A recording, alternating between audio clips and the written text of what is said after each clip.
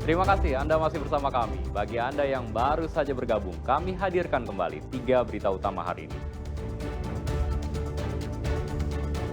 Sangat berbahaya, ibu-ibu kendarai sepeda motor dengan kecepatan tinggi tanpa helm di Jalan Tol Prambanan, Klaten. Kepala Desa Kedung Jati Warureja, Kabupaten Tegal diduga menyelewengkan anggaran dana desa tahun 2024. Remaja 16 tahun di Magelang dipaksa sepasang suami istri untuk layani 3 hingga 5 pria hidung belang dalam sehari.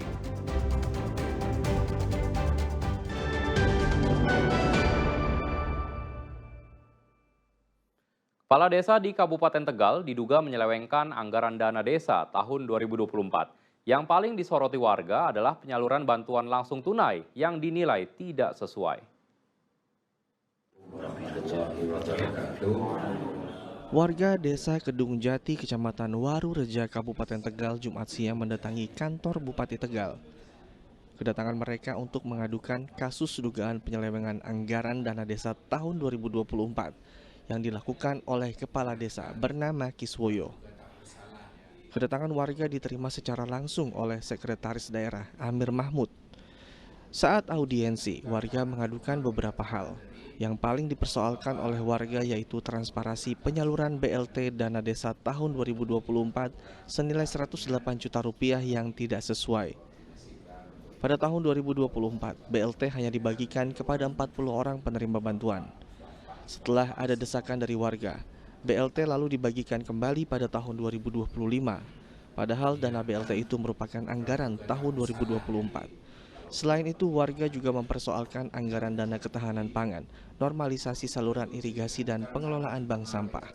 Barang sementara yang urgen sekali adalah, walaupun sudah dibagi ya, ini masalah BLT, kemudian ketahanan pangan, itu yang sangat urgen.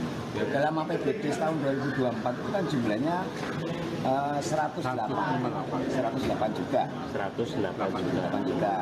Pada tahun 2024 itu hanya dibagikan kepada 40 orang. 40 orang, Satu orang terimanya gratis. Satu orang itu per bulan 300.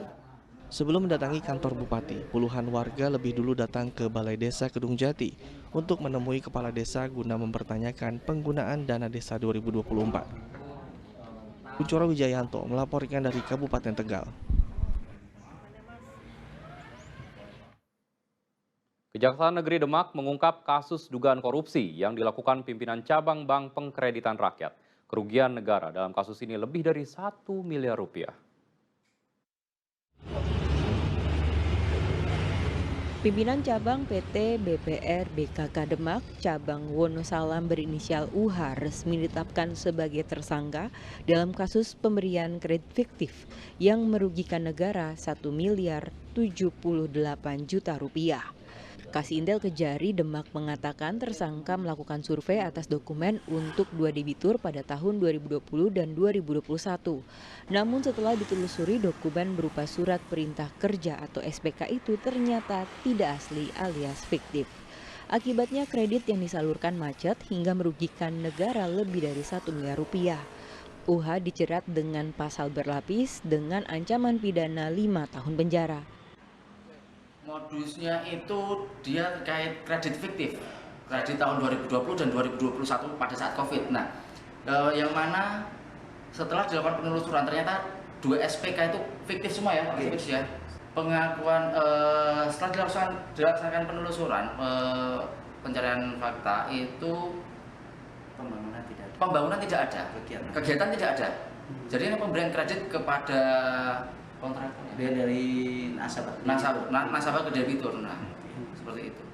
Dan untuk sementara saat ini masih ada 1 tersangka, namun tidak menutup kemungkinan akan ada tersangka yang baru yang akan segera ditetapkan sebagai tersangka ya Pak Kasih ya, karena masih ada pendalaman. Tersangka ditahan di rutan kelas 2B Demak sejak 14 Juli lalu hingga 20 hari ke depan. Kejari Demak mengungkapkan masih ada potensi keterlibatan tersangka lain atas kasus ini. Ali Muftagirin melaporkan dari Kabupaten Demak.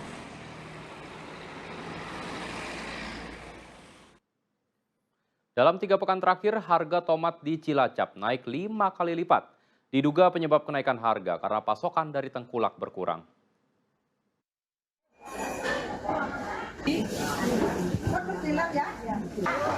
Bayangkan saat hendak membeli tomat, ternyata uang yang Anda bawa kurang. Ya, harga tomat sedang tak bersahabat bagi warga Cilacap. Harganya naik 5 kali lipat dalam 3 pekan terakhir. Pedagang pasar tradisional Kaunganten mengatakan kenaikan ini terjadi karena kurangnya pasokan dari Tengkulak setelah demo sopir truk atas aturan kelebihan muatan dan dimensi untuk kendaraan pengangkut. Selain tomat, harga bawang merah juga naik dari Rp40.000 jadi Rp50.000 per kilogram.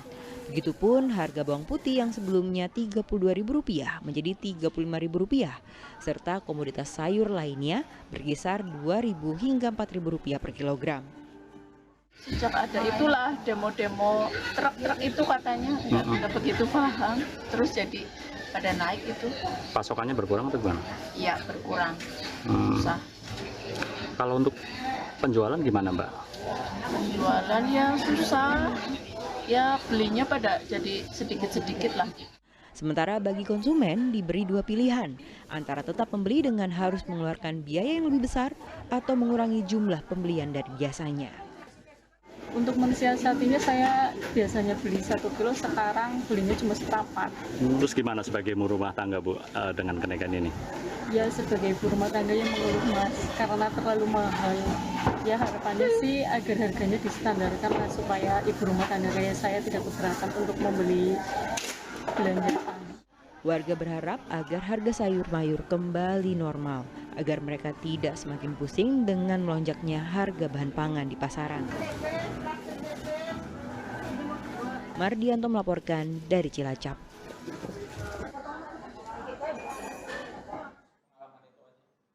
Pemerintah Kabupaten Brebes bersama Satgas Pangan melakukan inspeksi mendadak atau sidak ke gudang beras Bulog, menyusul maraknya peredaran beras oplosan di sejumlah wilayah.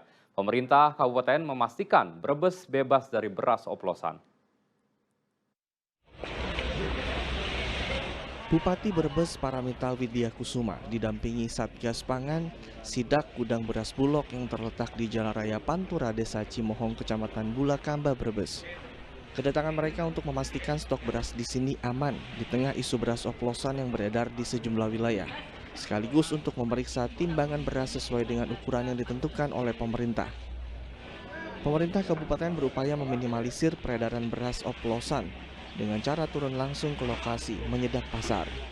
Untuk saat ini, pemerintah memastikan wilayah Brebes aman dari beras oplosan. Kita akan melaksanakan operasi pasar terus ya dengan stakeholder yang ada, turun ke pasar, melihat, menyidak semuanya supaya tidak ada lagi kasus-kasus yang tidak diinginkan seperti pengoplosan beras atau mungkin beras plastik atau apa. Insya Allah di Brebes tidak ada.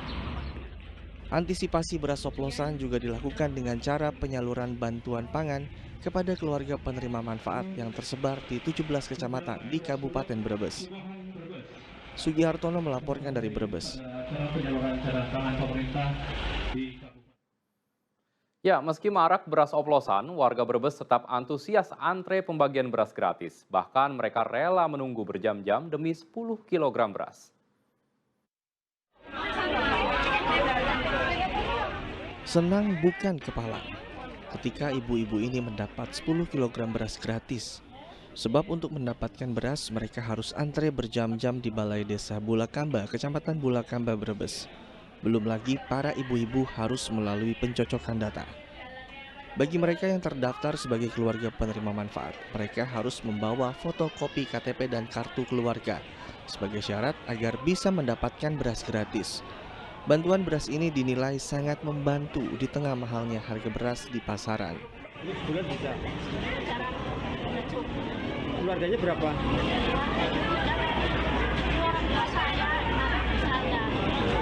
Kalau beli beras berapa sekilo sekarang? Mahal Bu ya? Iya mahal. Ini makanya senang. Bantuan beras akan disalurkan kepada 205.357 keluarga penerima manfaat yang tersebar di 17 kecamatan di Brebes. Selain di Brebes, beras bantuan juga akan disalurkan ke kota ataupun kabupaten lain. Hari ini sudah mulai serentak kami gelontorkan. Hari ini di Brebes dan minggu depan di kota kabupaten lain dari Batang hingga Tegal itu serentak.